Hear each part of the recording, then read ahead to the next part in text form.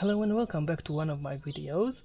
Now I'm going to show you one of my favorite plants. It's called Arum italicum marmoratum or pictum, and this plant is very nice because it has this beautiful foliage with yellow veins, and this plant has a Mediterranean life cycle, so it will go dormant in the summer and resprout in autumn and keep their leaves throughout the winter and spring, and then they are now flowering.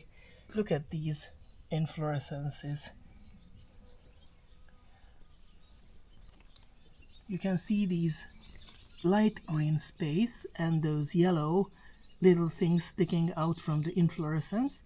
Those are making a very pungent smell. It smells like horse manure and fart, and these plants only flower for a couple of days and they are pollinated by dung flies. The flies go in the inflorescence and they get trapped and they stay overnight. The pollen is shed on them, and then the next morning they can go away and hopefully they will find another flower to pollinate it. One interesting thing about this plant that it needs a lot of moisture when it's growing, so it normally grows in Italy near banks, river banks and ditches, and they are all heavy feeders, so you have to give them a lot of fertilizer to have them this big. And also they have a really interesting cigar-like tuber, and the tuber has to be planted vertically.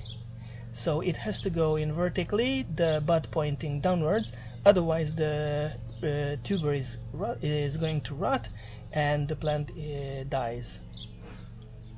So I need to go away because this plant smells really bad, because it's now in the evening and the flies are gathering here for the flowers, opening inflorescences. Okay, that's it for today. Thank you for your interest. If you like my content, you can like and subscribe and ring the bell, and I see you next time. Goodbye.